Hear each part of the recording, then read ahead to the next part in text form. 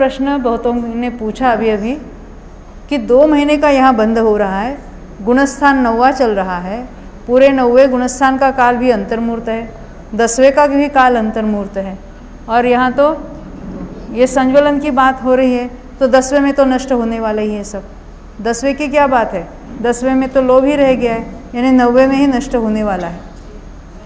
9वें में ही अंत में बंधा है, क्रोध भी बंधा है, फिर मान, फिर माया, बंध का यानी बंध रुक गया है। फिर भी कितने का बंध किया था, 2 महीने का, और अंतर्मूर्त में तो 10वें में चला जाने वाला है। तो ये कैसे, यही प्रश्न था ना सबका। कितना बंध हुआ, जो कुछ बंध हुआ है, कितना बंध हुआ, 2 महीने का। उसमें आबादा एम एक छोटी अंतर्मूर्त आबादा है, और उसके ऊपर उसकी भी निषेक रचना होती है, क्योंकि जब जब बंध होता है वहाँ आबादा छोड़कर उसकी निषेक रचना हो जाएगी। तो 2 महीने का बंध हुआ है, तो उसमें आबादा का जो प्रमाण है वो छोड़कर ऊपर उसकी भी निषेक रचना हो रही है, यानी अंतर्मूर्त कम 2 महीने इतने उसके निषेक बन गए। जब बंद होता है आवली काल तक उसमें कुछ परिवर्तन नहीं होता। उसके बाद अभी ये जो अंत में जो बंधा है, पूर्व में जो बंधा था और पड़ा था उसकी तो अभी तक क्षपणा हो गई है। अंत में जो बंधा है वो पड़ा है वहाँ, और वो 2 आवली काल में नष्ट होने वाला है। 2 आवली काल में वो भोग के एक एक समय का उदय आके नष्ट होने वाला नहीं, उदय भी मिटा है और बंध भी मिट गया। यहाँ क्रोध का उदय है ही नहीं है कि जो 2 महीने तक वो लगातार उसको भोगना पड़े और एक एक समय नष्ट होकर नष्ट हो, ऐसा है ही नहीं है।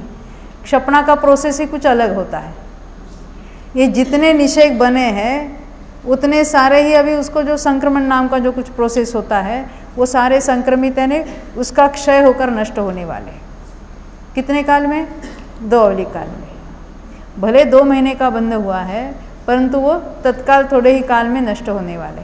ऐसा हर एक में समझना, क्रोध में भी, मान में भी, माया में भी और लोभ में भी। लोभ का भी जो 9वें गुणस्थान के अंत में बंध हुआ है, अब वो तो 10वें में तो सूक्ष्म लोभ बन के वो भी नष्ट होने वाला है।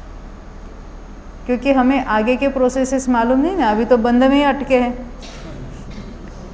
अनादि से अटके, अभी क्या नवाइए। हाँ, इसलिए आगे कैसे कैसे, क्योंकि ये मूलभूत अगर हमें ये बंध क्या होता है, सत्व क्या होता है, अभी तो हम अपकर्षण उत्कर्षण संक्रमण की बात तो हमने छुई नहीं, उसकी बात ही नहीं उठाई है।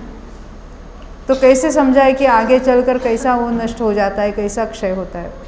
बहुत ही इंटरेस्टिंग सब्जेक्ट है वैसे, कि कोई जीव पुरुषार्थ करता है तो कर्म में क्या क्या अवस्थाएं कैसी बन जाती है और कैसा वो कर्म से मुक्त हो जाता है। तो ये तो बात आएगी। ये प्रश्न जो आपने पूछा था 2 महीने संबंधी, उसकी ये चर्चा है।